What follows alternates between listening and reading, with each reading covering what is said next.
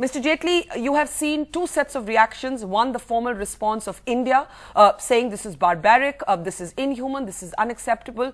And now a response coming in from Pakistan expressing a readiness for a probe, but one conducted within the ambit of the United Nations.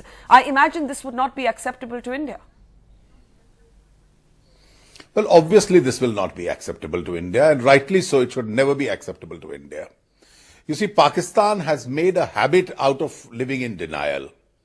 Every time incidents of cross-border terrorism used to take place, Pakistan in the first instance would deny it. It even denied its involvement in 26/11. And when it was established by overwhelming evidence, despite its non-cooperation, it said, well, there was non-state actors doing it. The burden was conveniently passed on to non-state actors. The burden of their song was, we ourselves are a victim of terror, and it's non-state actors who attack us who are also conducting these attacks in India. But this one is an exception. There is no non-state actor involved in this. This is an act of the Pakistani army. It's an act of an instrumentality of the Pakistani state. They've encroached into Indian territory. There is an unprovoked act of aggression against Indian soldiers. With brutality, almost in a beastly manner, they have mutilated the bodies of Indian Jawans and therefore soured the entire environment which was otherwise being developed between the two countries. And therefore, the reaction as far as Pakistan is concerned, it is on expected lines, but I am extremely disappointed. It's a reaction which we have to reject. And as far as Indian reaction is concerned, I must say that this would be taken to, or should be taken to its logical conclusion. It must go beyond empty words. When you say that it must go beyond empty words and that in a sense a red line has been crossed because even war has its rules and soldiers have their code, and when we have mutilation happening, it breaks all rules of engagement, even the rules of conflict, what are the options that could go beyond the rhetoric of calling this unacceptable? Well, since red lines have been broken, India will have to draw its own set of red lines. In these own set of red lines, India will have to keep all options open. Now, do you go to an extreme reaction of suspending your dialogue with Pakistan and all communications with Pakistan? Do you pause it? Do you slow it down? Do you register your protest? I think it will all depend on the quantum of evidence which we are able to collect and place before the international community.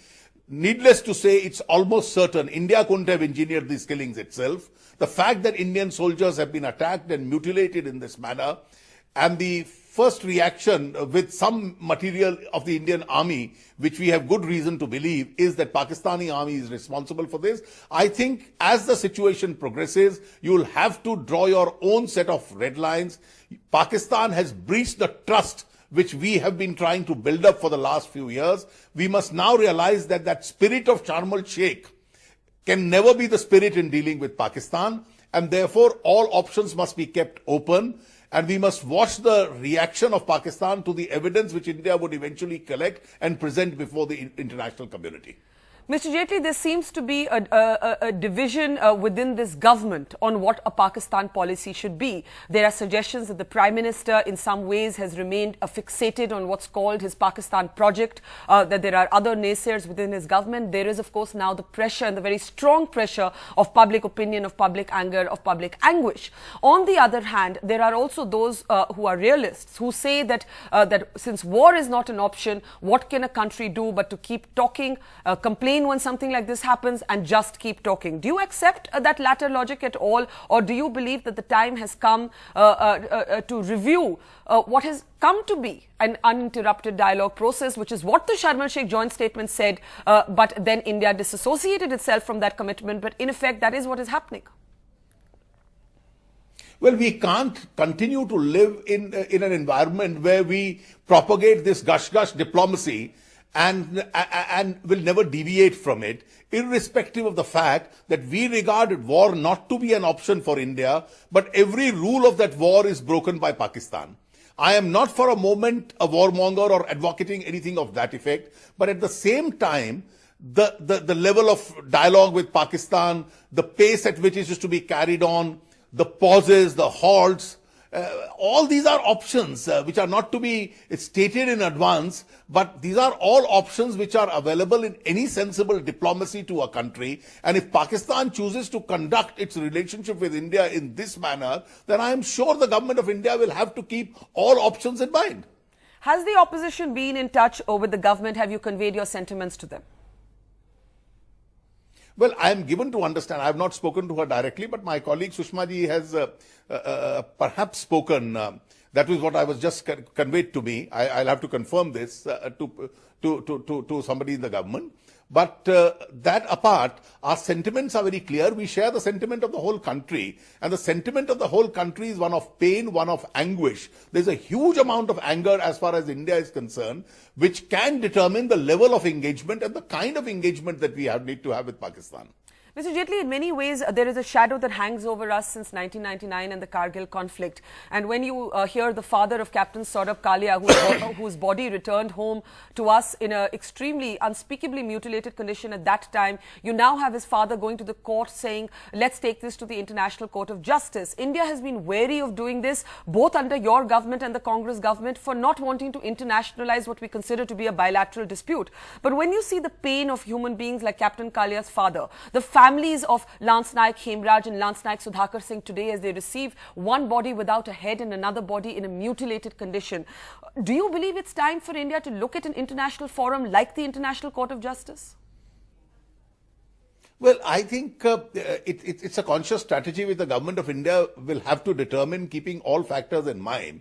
Whether you internationalize it by going to the International Court of Justice at this stage or at a later stage is an option which the government of India must keep itself available to.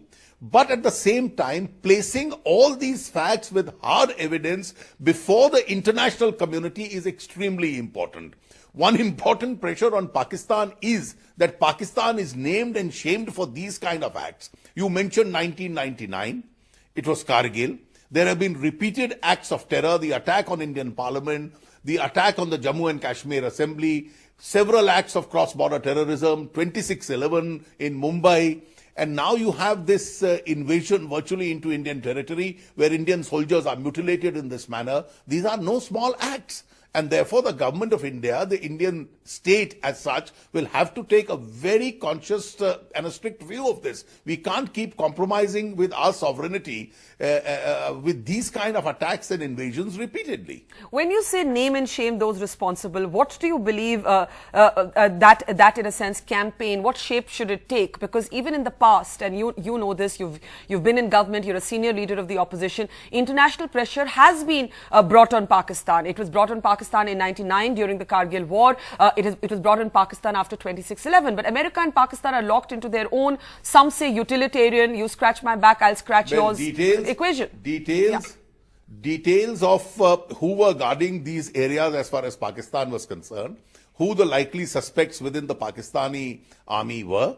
And since these were not non-state actors, these were state actors, I think the details of this have not only to be placed before Pakistan, they have to be placed before the international community. Are you satisfied with the response you've heard from the government so far? Not wanting to politicize, as you said, something that the entire country is angry and upset over, but are you satisfied with their response?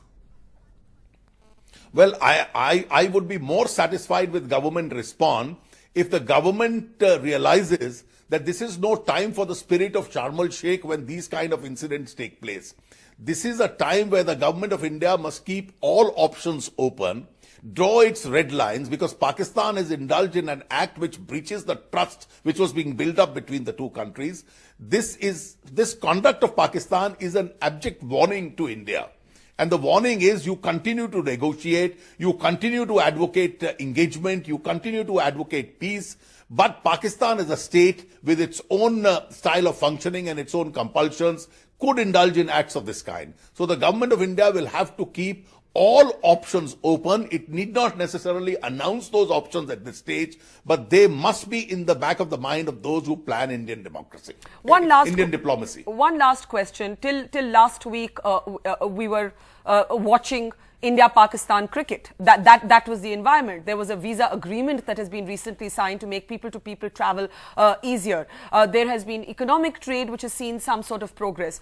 Do you believe that that it is time to review some of these measures that were essentially seen to be about a free exchange of people? Or do we keep the people separate and the state-to-state equation separate?